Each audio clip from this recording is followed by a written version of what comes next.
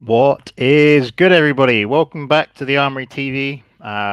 Just me today discussing the Edu interview that he gave. I think it was 3 days ago now to multiple media outlets.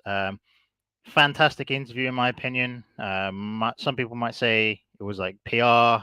It was the club putting out this message and this and that. But I want to dissect it. I want to go into it a bit more. I just feel like it was a lot better than what people were making it out to be. So yeah, we'll divulge into the stream what he said, what I think it's going to be interpreted as, what it could mean going in the future, and a whole host of other transfer rumors and things like this. So yeah, let's just get into it.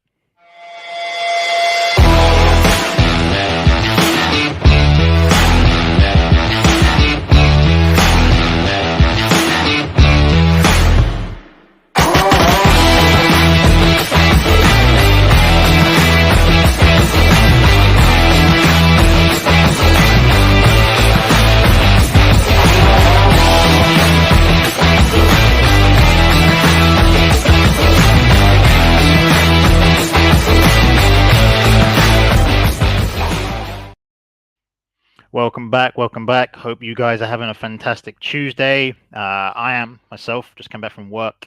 Yeah. So, as I said, today's stream is going to be about Edu's interview that he gave to multiple outlets. I think he gave an outlet to the Athletic. I think he gave an interview to Football London, where I'm going to be getting my quotes from today, and a few other outlets that he spoke to. Now, I was really fascinated about this interview simply because we've been crying out for a bit more communication. We've been crying out for the owners to take a bit of ownership. We wanted them to see them involved. Am I on mute? Am I on mute? I think. Wait. Hopefully that fixes it, and hopefully I haven't just butchered that intro. Thank you for letting me know I'm on mute. Apologies. Hopefully you can hear me now. NS, if you can let me know if you can hear me now, that'd be great. But yeah, as I was saying, we're going to be divulging into this interview today from Edu. If I was muted again, I'll just reiterate what I'm saying. I was really happy with the interview.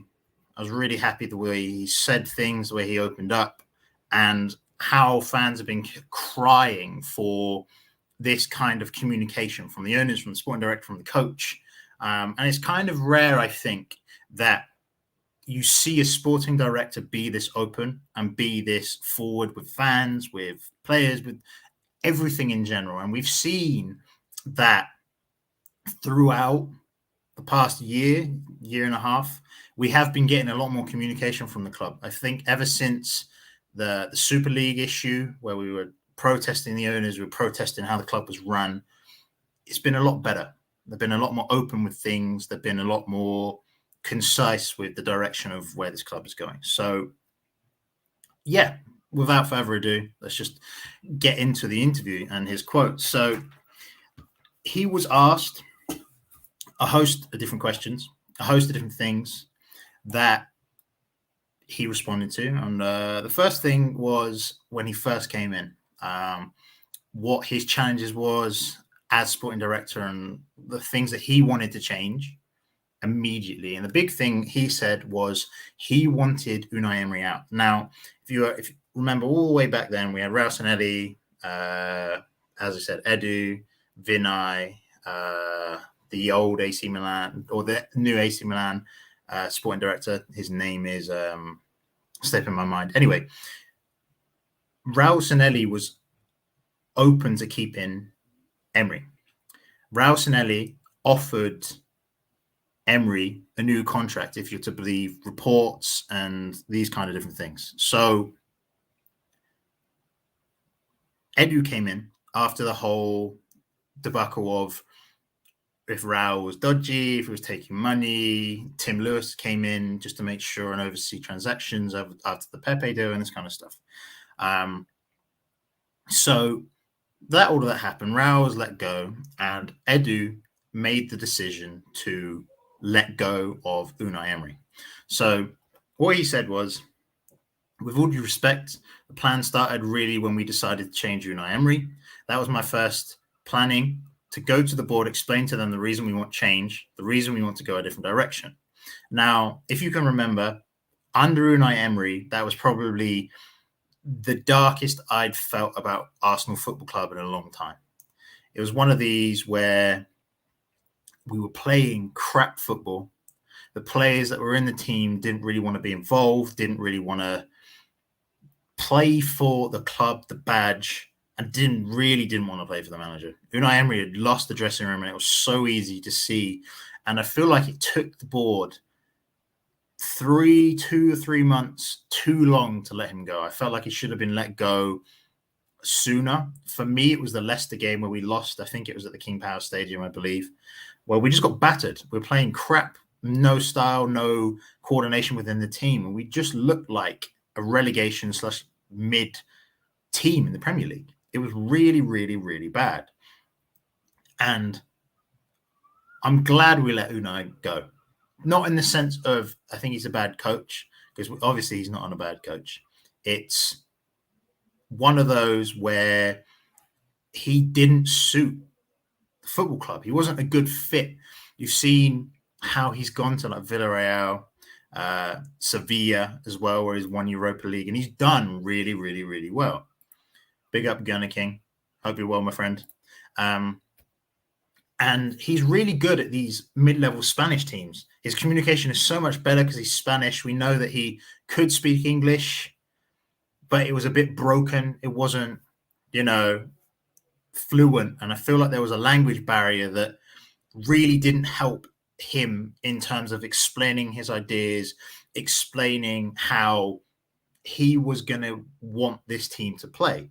Now, if you couple that with the fact of our recruitment, which I'll go into a bit later, the recruitment for Unai Emery was not good. Yeah, I agree. He wasn't the right fit for this club. Nothing personal. He just wasn't meant for Arsenal Football Club. And in the sense of when I mean recruitment, there's been scenarios where he wanted Zaha, we got Pepe, he wanted Maguire, we got David Luiz. These kinds of things where you're not recruiting the players that the manager wants to fit their style it's not a good sign, because at that time the club was all over the place. It was a mess.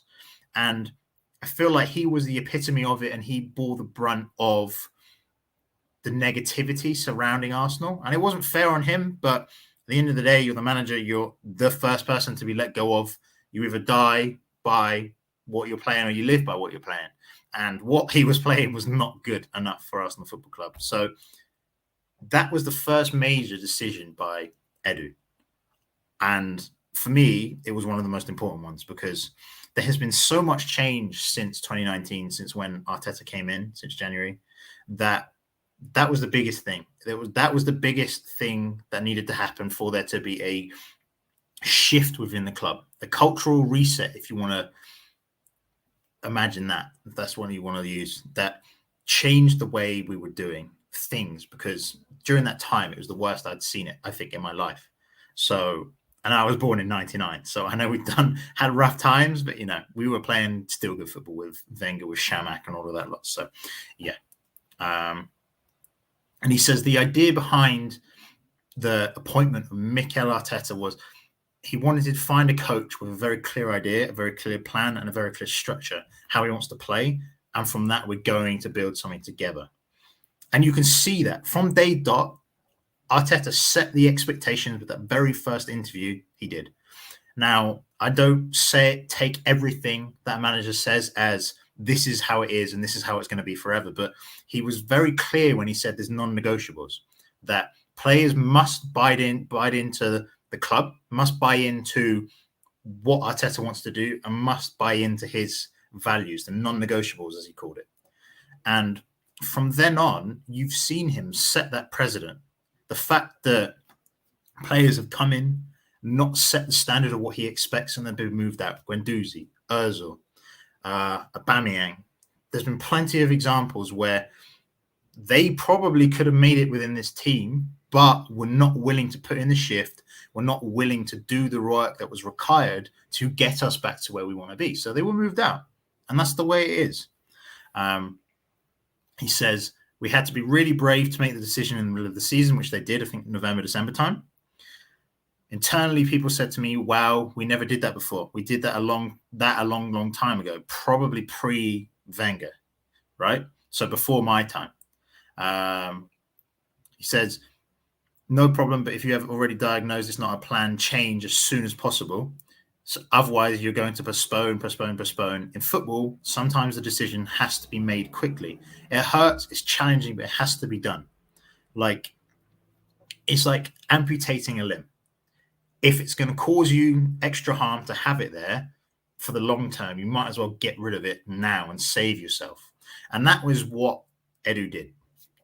Chopped it off, reset. And that's a big thing. And they went further on. It was a clear strategy that brought out Edu and Arteta, yada, yada, yada. So, yeah, that was the first part of the interview. The first part of where he set his expectations, set what he first did and what he came to the owners, the Cronkies, with. Now, he was asked about the ruthlessness about how he goes about things. And he said in his quotes, for me, there are 3 elements which in my role, I have to be really prepared to be strong on to the message to players. He says, when the player is 26 plus with a big salary and he's not performing, he's killing the club. That kind of player, because you don't have a valuation to sell the player. The player is comfortable within the club. Arsenal, massive club. 3rd biggest club in England. I don't care what anyone says. Chelsea bought off with the 3rd biggest club. London, capital city of England. If you're rich and wealthy, beautiful city to stay in. It just is. It just is. It's one of the best cities in the world if you have a lot of money. Everything is fantastic and a good salary. How do you move on with this kind of player? I'm just going to bring up a comment from Gunnar King. He says, George Graham and Herbert Chapman would have dashed Alba and Guendouzi out sooner. If you stand for nothing, you fall for anything. Exactly. And we had no principles. We had no standards. As a club, we were on the floor. We didn't have nothing going for us. It's just facts. We were taken as a joke. We were run by people that should not have been in charge of our club, that didn't have the right idea of the direction where we needed to go to regain and go back to the top. And it just is what it is. So going back to what Edu has said. So how many players did we have pre... Sorry, there's kids walking past. I'm just going to mute 1 second. Oh, okay, they've gone. So before Edu came in, how many players did we have that were like that? Ozil, Aubameyang, Lacazette, now Pepe. I don't blame him, but he's just not performing. Socrates, Cech, Mustafi, Bellerin, if you want to call it, Kolasinac, Lucas Torreira now. All these kinds of stuff, right? That's just me listing off the top of my head. This isn't me going in and researching, doing all of this. That's how many Deadwood players we had before we moved them on, right? That's when he came in. And it's shocking. We had a bloated squad of a team that was mediocre getting a living that they didn't deserve. And he says, so how many players did we have with that kind of characteristics? Did we have in the past? 80% of the squad.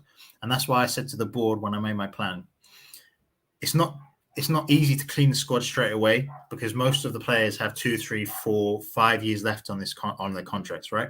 We need a strategy and we need to change things. And you've seen that. So they've been here, 3 years? And you can see the transformation of the squad. First year, we brought in Gabriel, Thomas Partey, Willian. Willian was a bust, but the idea at the time was good. And the recruitment from then has just been sell players. I can't count how many players we've sold. We probably sold about 50 plus players that were like that. That were 26 plus, out of order being in the club, not performing, all of this stuff. So you can really see the transformation, and it has been painful. There's been times as an Arsenal fan where I didn't have much hope. I'm going to be blatantly honest. It was one of those where it was tough to take because of how impatient us fans are. We didn't want to wait 3 years to trust the process of rejuvenating a squad. Now, I was only optimistic in the sense of if what Liverpool had done. It took them 2-3 years to sell players, to rejuvenate the squad, just to be in a position where they were like, okay, look, we're being somewhat competitive here. And that's what you can see in terms of a time scale of when Edu and Arteta first came in to now, it's very similar in the time scale of when it took Liverpool to rejuvenate their squad and be in a place where they're like, look, okay, we can be competitive. We might not win the league, but we're going to be within that title challenge, that top 4 race for a significant period of the season. And that's what we really need this season, I think. So, yeah, and it goes on throughout the interview. It says, having updated the demographics of the squad, though, the next step in Arsenal's plans to change the mentality of the club. Last season, we missed out on Champions League, and it kind of killed us. It killed a lot of the optimism within the fans. I was one of those, but I was still not excited for when the club was going, because you could see at the end of last season where we were going as a direction, where we were moving with this young team. It was more just a deflating feeling that we had let it slip to our North London rivals. That was the deflating feeling. It was just disappointment. But the season as a whole, it was exciting. It was one of the seasons where I was so excited about this team that I really enjoyed it. There was ups, there was downs, but this is the first season where I felt like we were going in the right direction. So Edu says, if we got Champions League last season, we would have advanced 1 year ahead in the project. In those kinds of moments, we're going to play important games, pressure. We have to win the game to be in the Champions League. You need a squad with the mentality. And this is what I'm loving from Edu. Loving that I want to kill someone. You know, I'm not saying we don't have a good squad, but we need a bigger squad with personalities, with some behaviors that say, I don't lose that game. I will kill someone, but I don't lose the game. Now, how long has it been since we've had that mentality within this team that we are simply not going to lose this game? We're simply not going to be beaten, and you're going to have to do everything in your power to beat us. Maybe 06, 07, Champions League, Invincibles. Before that, you know, it's been a while since we've had that killer mentality, and I think we're starting to see that. We saw in parts of it last season where we were playing teams and they hated us. The Leicester game last season, there was the West Ham game, the Wolves game, where they were complaining about us celebrating. The Villa game with Ashley Young, you know, it's the first time in a while that I've seen a reaction from not just fans, but clubs and players that there's a dislike about us. And the top teams have a dislike about them. I do not have any sympathy for Liverpool. When they play us, they always beat us. And I hate the fact that they always beat us. But they have a mentality where that's where we want to be. They're killers. They don't care who you are. They're going to play and they're going to give you one hell of a game. And 90% of the time they're going to win. And that's their outlook.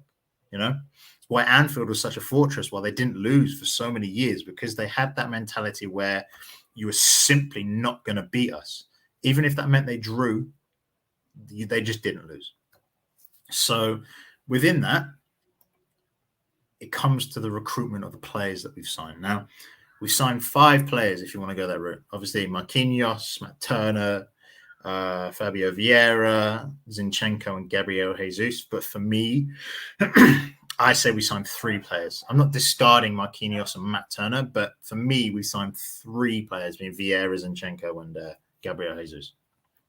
So he says, with the additions of this, in particular, we're trying to address this. He says, I think we've added some players with that kind of character. He says, talk to Gabriel, talk to Zinchenko, and talk to Fabio. And he points to his head and says, here is the win. Champions League. Okay, I accepted that because I want to be realistic. But here, I want to win. A club like Arsenal, at our size, is not building to be fighting for 4th place. I'm sorry. Now, at the start of last season, there was a lot of people complaining when Edu did another interview like this, where he did an interview where he didn't set the expectations, saying, okay, look, this is our expectations for the season. We want top 4. We want to qualify for Champions League. We want to win a cup. We want to do this and that, right? And fans were pissed off with him. They were annoyed the fact that he didn't openly have the confidence to be right. Okay, look, this is our target. This is our ambitions for the season. And at that time, as I said, people were annoyed. They wanted to see more from the club. And realistically, as you said, when Arteta was offered a new contract that he match the expectations. The expectations of what was set privately was get Europa League. That was it. They wanted Europa League, and that's where they believed we were in terms of the long time period of what this project is going to be. And that's where they believed our squad was, a Europa League level. And he achieved that, and that's why he got the new contract. I agree with this. So my personal expectations for this season is that we get top 4. Personally, I want 3rd. I know Spurs have got a good team. I don't rate their window as highly as others are making it out to be. Basuma and Richarlison are their good signings. Jed Spence looks okay, but we'll see how he turns out. The others, I'm not too sure. And Chelsea are Chelsea. We'll see what they do in the transfer window. They made 2 good signings, but I honestly think we have the capabilities to get 3rd. So my expectations are 3rd if we get the additions we want and win Europa League and go deep in cup competitions. That's where I'm at, and that's my expectation for the season. So carrying on from this, he says we have to be realistic. There's City and Liverpool, the 2 top teams in the country and arguably top 3 teams in Europe. Those 2 are part of that top 3, aside from Real Madrid. He said we have to be realistic. There's City, there's Liverpool, etc. That's fine. I accept that. But also you cannot accept that. Here, when you join this club, when you see our size, we cannot accept that. That's why I was really, really, really hurt when I arrived. I said, that's not the mentality of this football club. Now, excuse me, I'm just going to take a drink. When Edu was last playing in this team for this football club, the standards were we're going invincible. And they did. Didn't lose a single game. They had that killer mentality. We were one of the best teams in Europe. We were the best team in the league. And that's where the standards were for Arsenal, all the way up here. So I'm sure you can imagine his shock when he came in and he's like, what is going on here? What has happened to Arsenal Football Club? So as I said, that's not the mentality of the football club. What's happening? Everyone's comfortable. Everybody's okay. Just making a living and taking it out of Arsenal's expenditure, the wage bill. They didn't care. They didn't give a fuck. That's just the way it was. And he says, fuck you. Okay is in question marks. No, I don't want to lose games. We have to be there again. And be there again, meaning the standards that Arsenal Football Club was built upon. The 90s. Thomas, Ian Wright, Bergkamp, Vieira, Armoury, for God's sake. Like, that's what Arsenal Football Club is. And we've let it slip for too long. We just have. That's just the way it is. Keane says, I want to begin our journey of completing a cabot bit by winning the Europa League. Bro, we get a European trophy. Massive. And I do think we can do it. I really do think we can do it. And he says, I want to see the physios. I want to see the scouting. I want to see everyone with that kind of feeling from top to bottom. This whole club needs to be in unison. We need to be on the same vision, same perspective of where this club is going. And if you're not on that vision, you're gone. Overhaul of the youth academy, overhaul of the scouts, overhaul of the way we recruit, overhaul of the coach, some members of the board, the director, Tim Lewis, loads of changes happened. And that's how they've done it. And now I really, truly believe this whole club is in alignment in the sense of we know where we're going. We have a clear plan, we have a clear structure, and everybody knows from youth academy scouts, the bootmen to the under 18s and lower, the first team, the coaching staff, the board, the director, Richard Garlick, for God's sake, everybody, even the owners know the direction of where we're trying to go.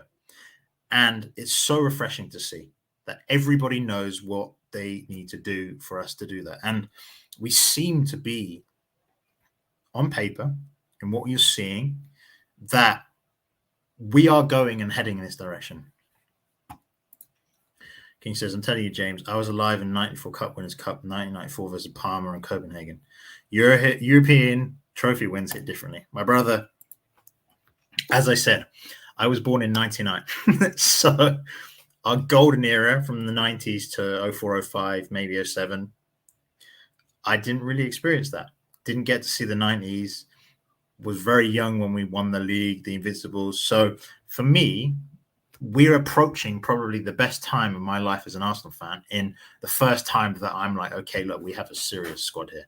We have a serious group of players that might be able to do something.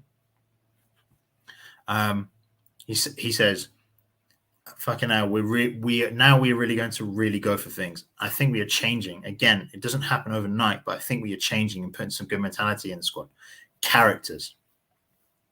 And this is what I'm on about. We're recruiting well, but we're not recruiting based on names.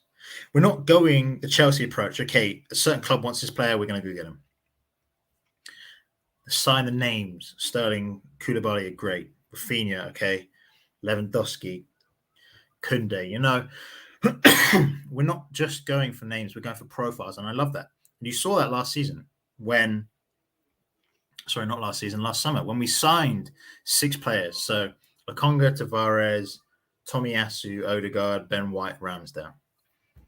Who would have thought we would have had that window where we didn't really have that one recognized name? I mean, Odegaard was probably the recognized name where you thought, okay, look, I've heard of him. I rate him, you know. Ben White being the other one.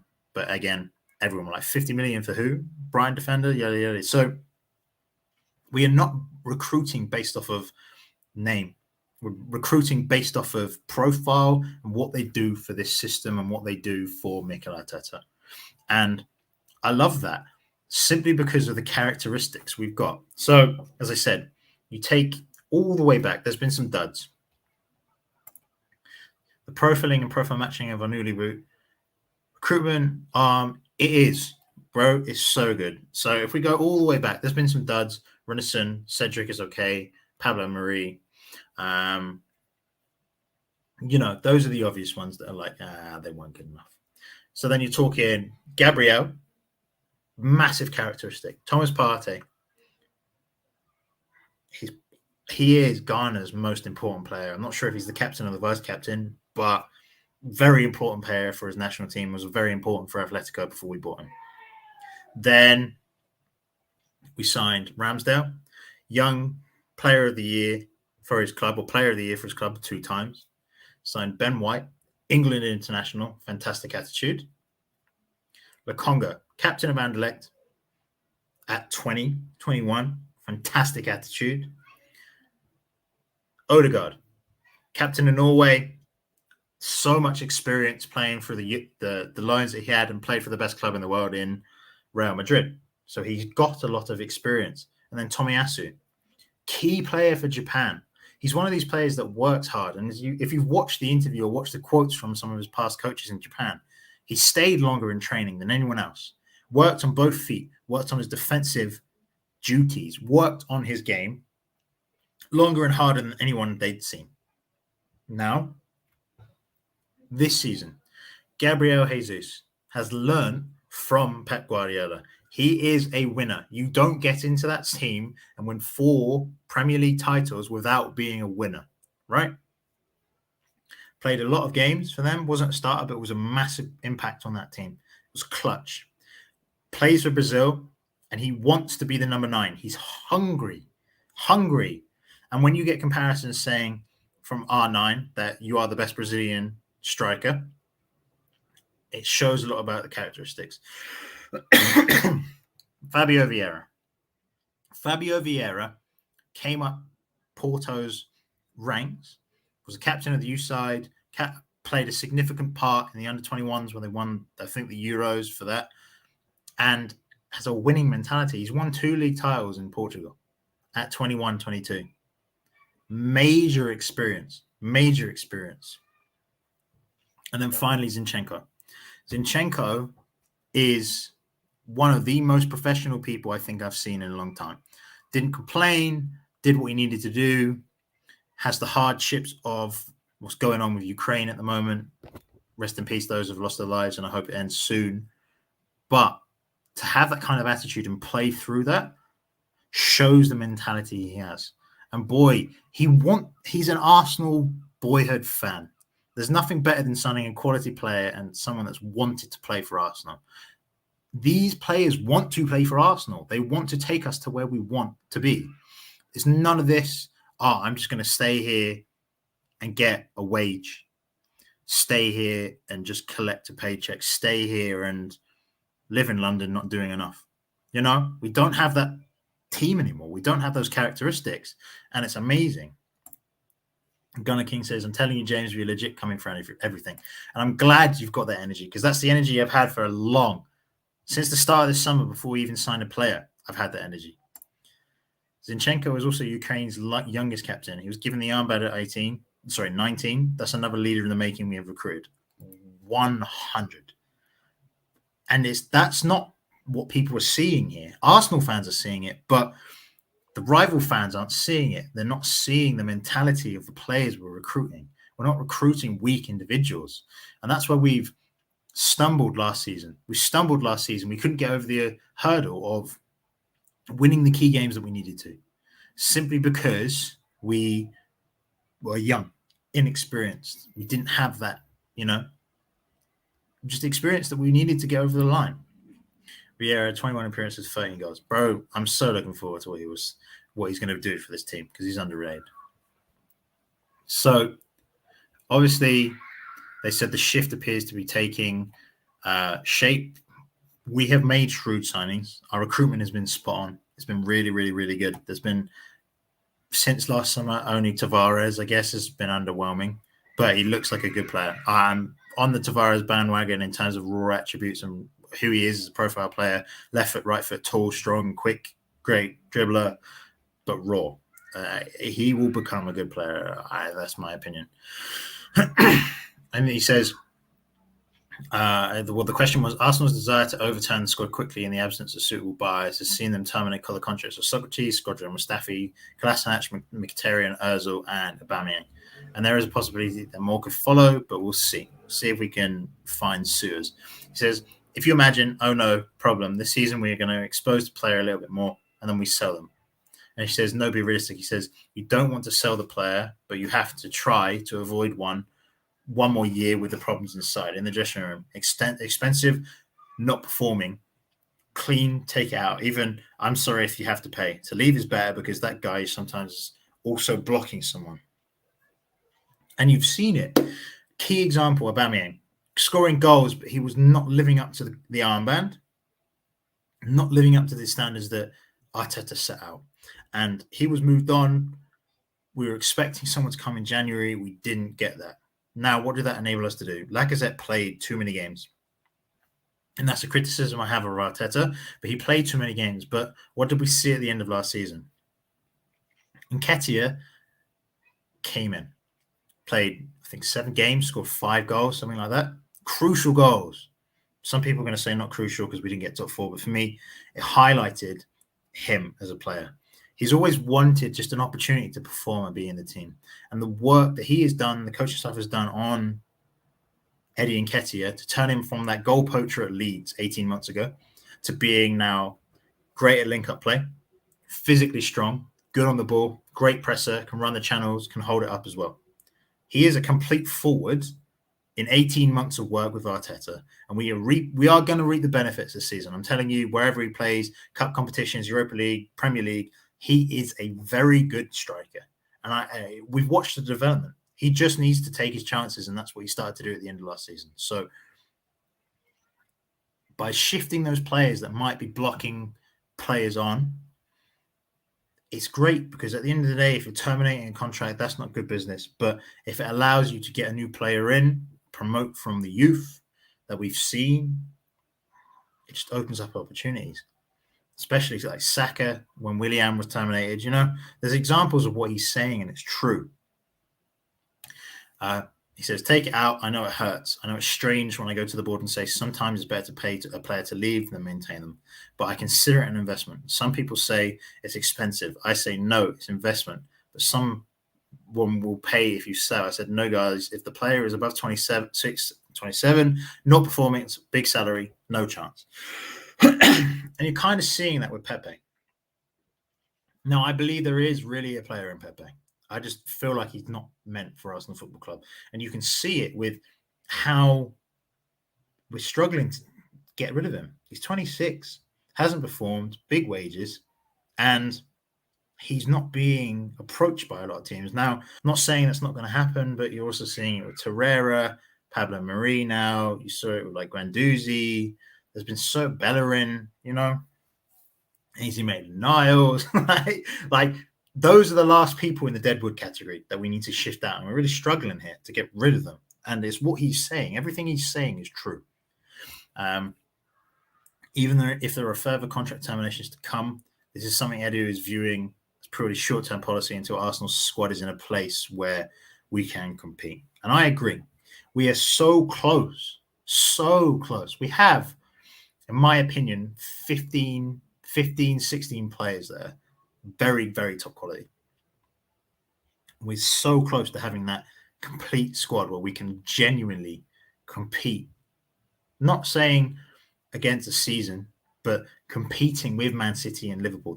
You saw it when we played them last season. You saw it in spurts against when we played Liverpool last season as well, that we were competing with them for large periods of time. And we looked really, really, really good. So I'm really hoping now we can press on and, I'll get into it a bit later, potentially new signings. So, yeah. He says, tell me how many players in the squad we have now with those characteristics.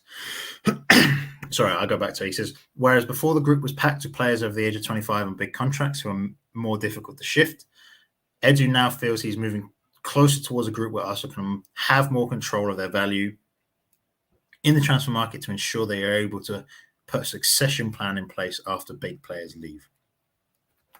We have so many assets now compared to what we did 2 years ago. If you were asking me who did we have as an asset that we could sell, it was Joe Willock. We sold him for 25 million. We got a good deal out of it. But in terms of players to physically sell, we didn't have any. We just didn't.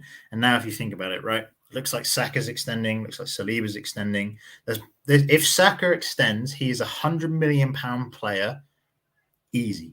£120 million player. Maybe I'm exaggerating, but he is worth 9 figures. He's worth at least as much as Grealish is. He is. He's the best young player in the league last season. I don't want to hear what anyone says. Mason Mount, he's not young anymore. He was the best young player of the year, and he should have won the thing. And Phil Foden winning it was robbery, daylight robbery. But we won't go into that. Martinelli, 40, 50 million pound player. Smith Rowe, 30, 40 million pound player. Odegaard, the same. Nketiah, 25, 30 million pound player. Gabriel, 50 million pound player. Saliba, Signs, 50, 60, 70 million pound player. That's what he will cost. And you're seeing it now. We have a team where if we need to lose a key player, we will get top value from them because we don't need to sell.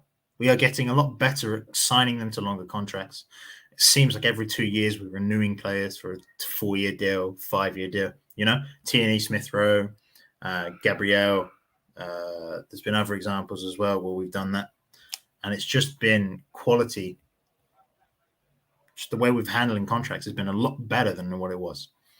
He says, tell me how many players in the squad we have with those characteristics of being 25 or older on big contracts. 1, Nicolas Pepe. He says, I can tell you next summer we won't have as many. Have a look at the valuation of the players we have, the age group of what we have, and the salaries that we have today. Now, as part of the plan, we create values in our players today. All this squad today is because I don't want to face the situation many times more. Now, if someone wants to say Gabriel, okay, come here, no problem. Part of the plan is when you are starting to sell the players, that's the challenging one. He goes on to add, you already need someone prepared if we can sell and we are able to do that. And then chapeau, he says. It's very challenging. For example, let's talk about next season or another. If we sell, I don't know, Bukayo Saka, that's not going to happen, but it's just an example. If we are going to sell Bukayo Saka, we as a club have to prepare for his replacement straight away. So someone has to be in the squad, or we have to manage the market well. So if we sell, we have him, we have someone straight away to replace him in our model. And that's where we need to be, because we are spending lots of money, but we're spending it in the view of we're going to spend big now, 2-3 seasons, and then we're not going to spend massively because we don't need to, because we already have the squad to compete. And if we do sell, it's going to be top dollar, and our recruitment is going to be top notch in order to replace the players we're letting go. And that's the Liverpool model. It's the self-sustaining model, and I genuinely believe that's the way we're going. And it's not even a bad model. Ajax do it. A lot of the top teams do it that aren't Chelsea, City, aren't these big clubs that have giant unlimited funds. And it's a great, efficient way to do it. Like, if you ask me who the best two academies are in England right now, for me, it's Chelsea number one and it's Arsenal number two, just for the young talent they have in their academy. Maybe City third. But that's how you do it. Efficient recruitment, keep the squad fresh, keep the tactics good, have a hungry core group of players, and if need to, keep churning out talent and loaning them and doing whatever it is getting a large fee or getting them in the team. And that's how top teams are run. And we haven't been doing that. And now we're starting to see the efficiency of how well our club is being run. I don't care what anyone says. You say we're in a mess. We're not. We are being run a lot better than when we were. Yeah.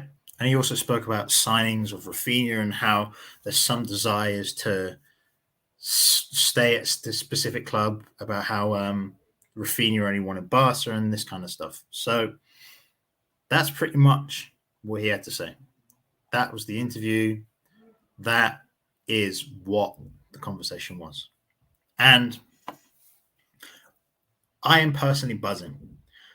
You're going to have some negative fans, I won't name names, that are going to be like, again, spin it as PR, spin it as they're just trying to, get you on side so you buy more shirts, so they get more profit, and they just line their pockets with money. You can't be that negative about a team that probably is going to be the most spent team for a second year in a row. We spent the most money last year, and we're on course to spend the most money this year out of everyone.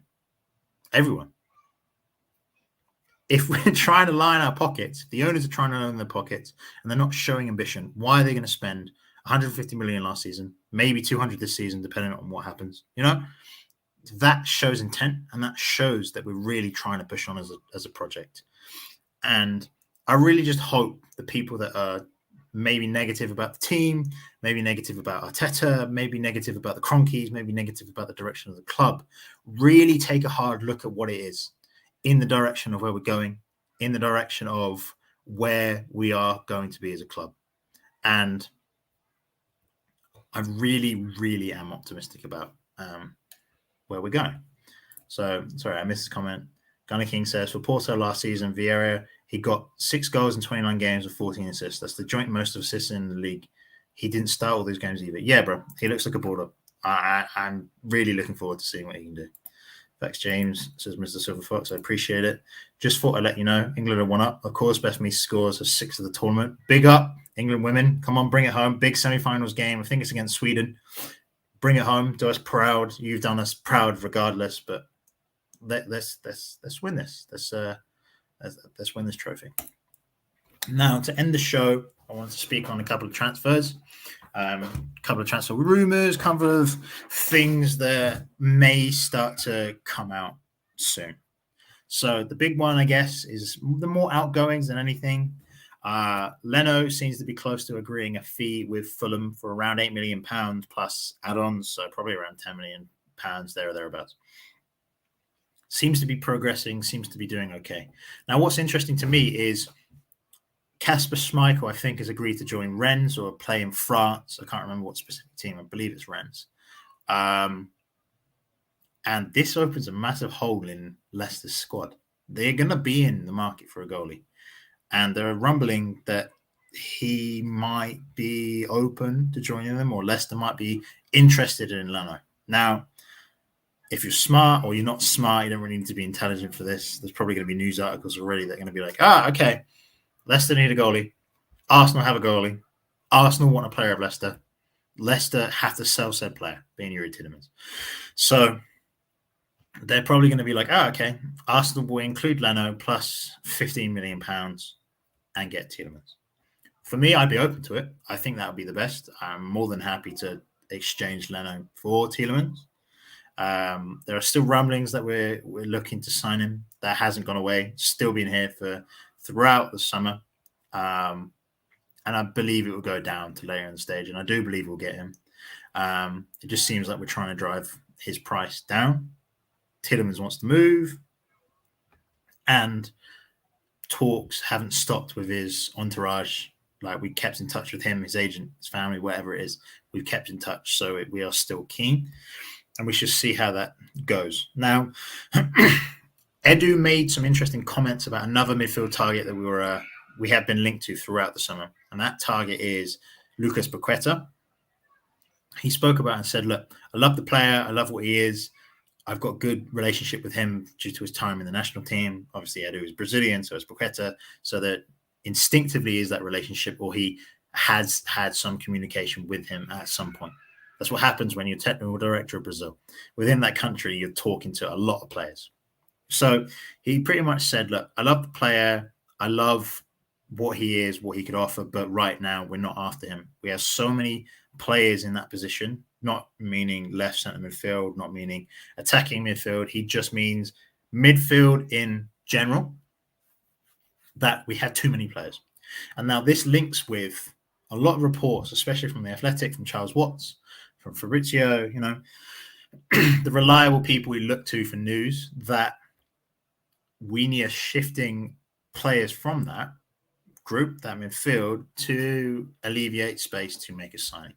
Looks like we're selling Torreira, or at least we're trying, and the other player we're trying to let go of is Ainsley Maitland-Niles. Now, I used to like Torreira. I just feel like he's been very unprofessional in the sense of left preseason early, now in Italy, in Florence, not posting stories about him hanging out with friends, ex-teammates, this kind of stuff. He's really jarred me with a lot of his comments in the past about wanting to join Boca Juniors, how he hates Emery, how he doesn't want to return to the club, everything. So the sooner we can get him out and the sooner we can bring in a player, the better. So I'm all for it. Mr. Silverfoot says, I'm all for that deal with Leicester. Bro, it just makes sense, but I don't know if it's going to come to fruition. I don't know if it's going to be one of those where it's like, this makes too much sense, so it probably won't happen, but we'll see. And he also says, I really want Lucas Paqueta. He offers another dimension in this team. We have Smith Rowe plays up wide. We have Odegaard, who's really, really good in the final third. And we have Vieira, based off of what I've seen, scouting reports I've watched from other content creators and just statistics in general, seems to be really good on the ball, really, really good at passing, like from anywhere, deep, 10 position, 6 position, 8 position, wherever you want to play him, from that right-hand side, left-hand side, right midfield. He's going to offer this team a lot of creativity. But what I don't think we have a lot of, and what a lot of the top teams, Liverpool, City, have, is they have the ability for someone to grab the ball and beat low blocks. We don't have the physicality in the air to be like, okay, look, we're just going to cross it and we're going to get the goal. We don't have like a number 9 Scamacca who's joining West Ham. We don't have Victor Osimhen, Dominic Calvert-Lewin, Tammy Abraham, big number 9. We don't have them. So we need to find another way of breaking down these low block teams. And for me, Paqueta is a fantastic option. Brilliant on the ball. So much flair. Goal scoring, can create as well, but he will offer some dynamism to this midfield, like Aaron Ramsey-esque, not same, but that type of midfielder. And I really think he'd be a great addition to break down opposition teams that sit deep and don't attack as much, and they just defend. So yeah, I think he'd be a fantastic acquisition. Paqueta, come to the carpet, my brother. That's what Gunner King is saying. I agree, bro. If we can get him, be a fantastic signing. There's also talk of Real Betis selling a player to Nottingham Forest, I believe. I don't know the name of the player, but they just signed Aouar from Lyon. Remember him? Remember when we were linked to him and I called him a Swiss Army knife, and I thought he was really, really someone we should sign. It didn't come to fruition, and now he's going to to Real Betis, kind of a similar story to another Leon midfielder who almost signed for Liverpool. But I digress. They are selling this player to Nottingham Forest, and there's a lot of reports today that will open up the funds for Betis to sign Bellerin. Apparently, we've already rejected a £4 million offer. Apparently, we want around 10 million euros, so maybe £7 to £8 million. Now, if we can get him and shift him off the books, I want him gone for both. He's not the level where we need. I have huge respect for him, brilliant human being, but it's time for him to leave. And if he can go to his boyhood club of Real Betis, then why not? He wants to go there. So, yeah. Paqueta can defend too. Haven't really seen too much of his defending actions, to be fair. I'm more focused on what he can do on the ball and what he can offer attackingly. But if he can defend, then fair enough. Guy King says, Torreira said a long time ago he wants to go back to Italy and not stay in London. Not his fault. Emery played him out of position, pissed him off. I get that viewpoint, but he's behaved like a child, petulant too many times for me.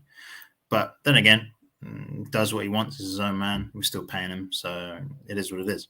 Arteta knew about Aouar. Yeah, well, that's what you get when you're your staff, like your agent, Aouar's brother holding up a deal, being greedy, yada. If you're to believe the reports, allegedly. Anyway, the last player I think we are going to speak upon is Cody Gakpo.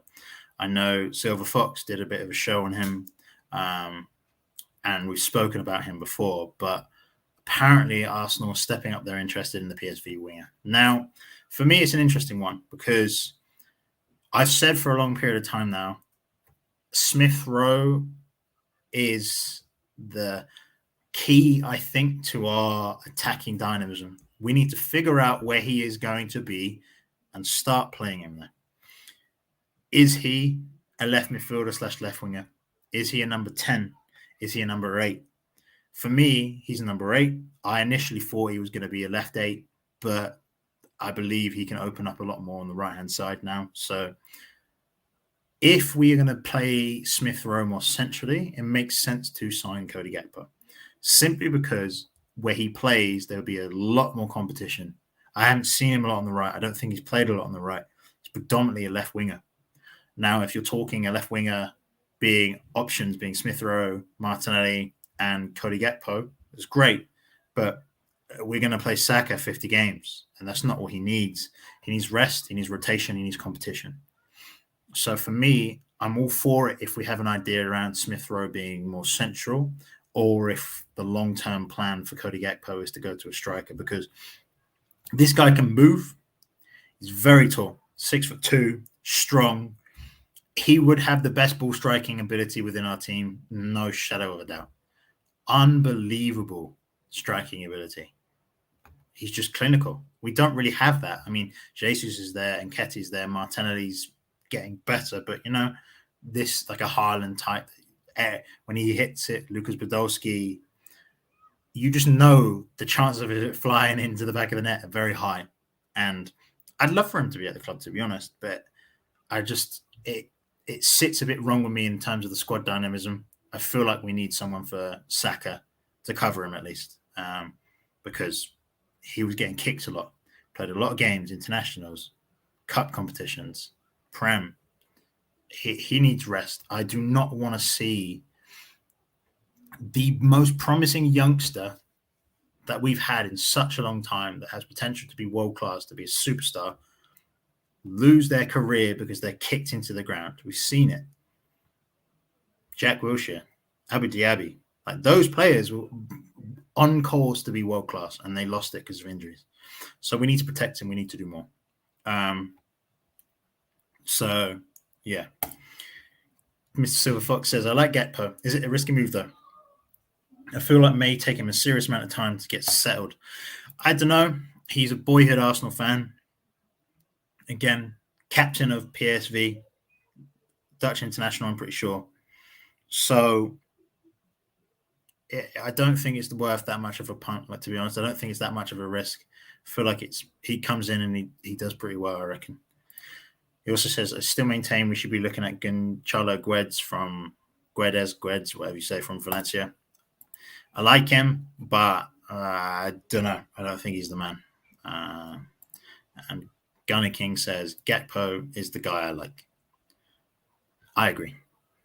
I also like Elise from Palace. I just feel like from where we were looking with Rafinha is a good winger, but he's more direct in the sense of Saka likes to take on defenders, likes to dribble, likes to get in the box, where Rafinha is a lot more direct. He's putting the ball in the box. He's taking it and just creating chances in that. And I think Elise will do that. I mean, I've been watching him since he played at Reading. Like I live in close to Reading in a neighbouring town. So I really like him. And plus he has a £35 million release clause. So very good value for money for a player. I just think he's going to grow and get better and better. So for me, Elise is a good shout. Neto, again, I recommended it back in November with Canners and Steph of choices we should be looking at for attackers. And he was one of my top ones. Still is. Great player. So, yeah. Gunner King says, Gakpo can play on the left really well. He's a mold of Armoury. He can play on the right. As a number 9, he's over 6 foot and is good in the air, fast, powerful, direct in his running style. I haven't seen him off the right, but from what I've seen of him, he looks good. I wouldn't be upset with Gakpo. Don't get me wrong. Yeah, it's one of those where I feel like we need to be careful with the attacker we sign. I want it to be an elite winger, Sane, Coleman talk as well. I don't know if I believe any of them. Or at least someone with a lot of potential. But we shall see. However, I have been going on for about an hour now, 56 minutes. Apologies if I was on mute at the start of the show. Didn't realize, wasn't meant to be. But yeah. Gaku can play on both sides and cover on the right. Jesus can play on the right, Saka, McKinney, and Vieira. Chill. Saka would be fine if we got Gakpo. We'll have to see. But at the end of the day, I'm more inclined to sign a natural right winger than I am to sign a natural left winger. However, if we sign Gakpo and then signed a right winger next Jan or next summer, if we move to Smith or Central, I'm not going to complain. He's a fantastic player. But yeah, if you watched it live, I really appreciate you coming on and tuning in and listening to me ramble about Edu, the direction of the club, potential transfers, and all this kind of sort. If you are watching this on playback, leave a comment. Why not? Let me know what you thought of the Edu transfer, speculation, the interview, all of this kind of stuff. So yeah, I really appreciate it. As I said, if you can smash the like button, if you're new, subscribe to the channel. We're so close to 500 subs. Really trying to hit it before the end of this, before the beginning of the season. Sorry, kicks off before that Crystal Palace game against our arch nemesis, Crystal Palace and Vieira. So if we could drop a sub, bless, much appreciated. Hope you have a fantastic day. Hope you have a fantastic week, whatever you guys are up to. And yeah, be excited. Corny, I know. But yeah, Arsenal are doing things. We have a fantastic team. We're acting like a big club. And it's just refreshing to see. As I said, I've been James. Catch you soon. Peace.